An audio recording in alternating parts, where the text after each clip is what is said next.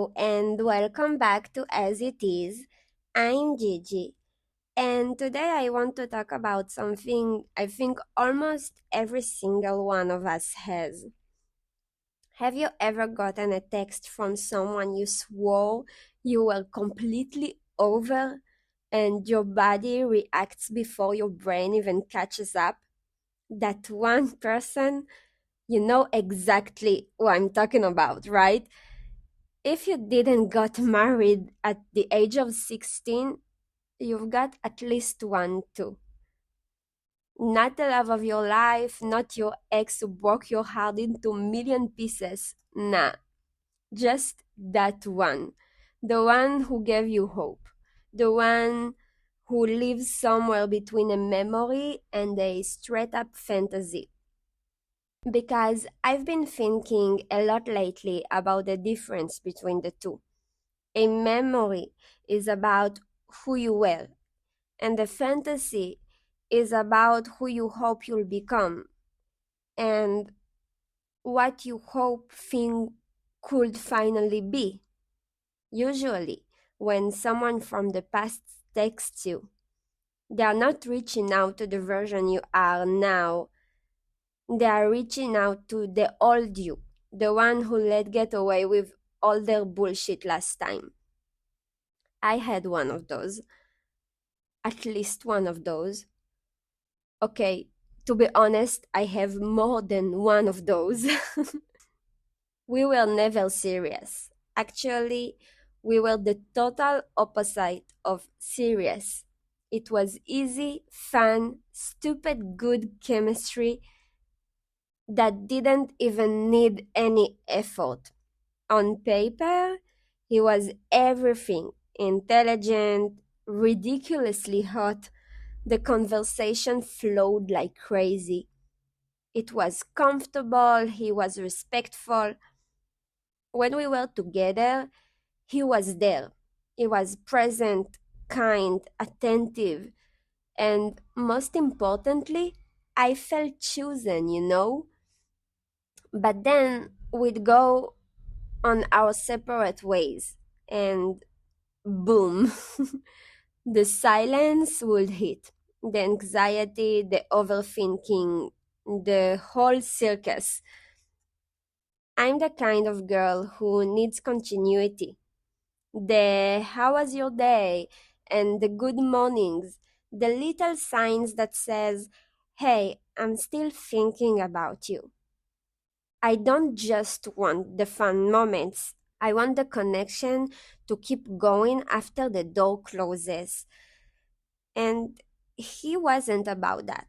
When I say he, I speak in general. Yes, right now I'm talking about someone specific, but it's a pattern that I noticed that just come back and just I let it be. So the delays started again. Late replies, messages left unread, disappearing without a word. No drama, no cruelty, just casual as fuck. That shitty feeling that you only exist when it's convenient for them. And at some point, I got so tired of feeling needy for wanting basic communications that I did the healthy thing. I just stopped answering. I didn't write some big speech or explanation. I just stepped away. A whole year passed, and honestly, I healed like for real. I forgot it even existed, deleted from my system completely. Even though back then I was checking his stories like a private detective, refreshing the chat every 2 seconds, hoping for one little sign of life. And then, 1 year later, he texts, "How are you?" Super simple and super casual. But that's exactly what makes it so damn dangerous: the casualness. It hits every weak spot at once, and boom, the hope sneaks back in. sneaky little bastard. So we talked. This time I wasn't playing. I told him straight up, I'm looking for something serious now. I don't have the energy for unserious bullshit anymore. If that's not for you, that's cool, but it's not me. I was so proud of myself, like full femme fatale. This time I'm not folding mode. And then he hits me with the magic words. Yeah, I'm looking for something serious too. Yeah, right. And just like that, the whole year I spent building myself up, poof, gone. We all have that one person, the one who only need to say the right sentence and suddenly logic packs its bags and leave the chat. I kept telling myself, girl, be smart this time. Rule in my head, if we are not dating, we are not meeting at home. Period. But then the longing kicked in. Not even for him specifically, but just for the feeling. I hadn't been held in like forever, and don't get me even started on being kissed or real closeness. So I convinced myself, you deserve some softness, even if it's not forever. Just let it be. And I let all my new principles fly out of the window. He came over, and honestly, it was beautiful. We talked for hours. He didn't even touch me at first. Nothing awkward, just real. We slept tangled up. That kind of sleep where your whole body finally exhales because someone else is there. Next morning, we stayed in that little bubble. Slow coffee, slow talk, feeling like a couple for a day. But there was this tiny voice in the back of my head going, why aren't we going out for breakfast? Why are we always staying at home? Why is it so then convenient and convenient only for him? Why didn't he even ask me if I wanted something? It pinched, but I ignored it because sometimes happiness feels so fragile and you're so hungry for it that you just mute all the red flags screaming in your face. I choose to stay in the moment, and then he left, and the bubble popped. Nothing dramatic, no fights, just the same old movie on repeat.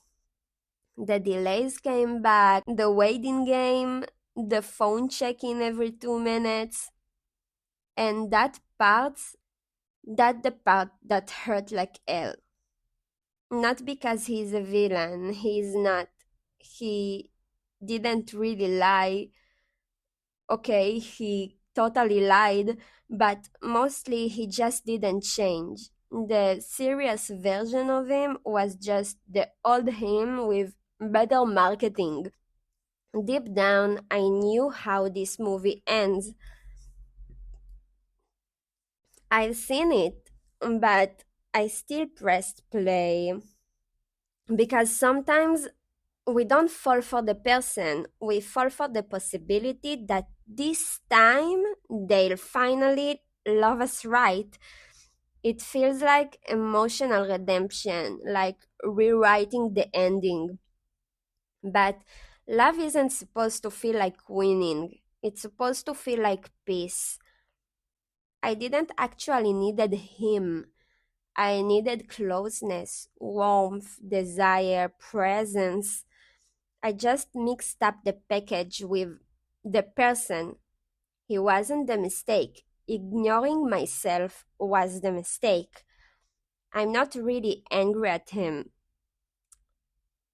Okay, I'm a little angry at him. He said exactly what I wanted to hear, but mostly I'm just tired. Tired of being the one who keeps the door unlocked, hoping the wind will one day softly blow it shut. Because growing up emotionally is quiet. You can miss someone and still not want them back in. You can love the memory and still keep the wound closed. Sometimes closure isn't a conversation, it's the moment you stop asking, why didn't they choose me? And start asking, why the hell didn't I choose myself? If you have that person, that one person, the one who can still make you weak with one text, you are not weak.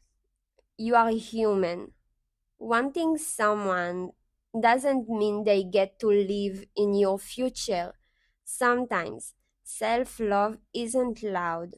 Sometimes it's just not opening the door again.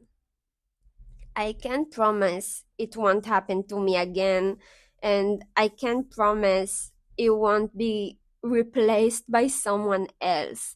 But don't blame yourself. I'm trying not to blame myself either. We all deserve better. I was Gigi, and this was As It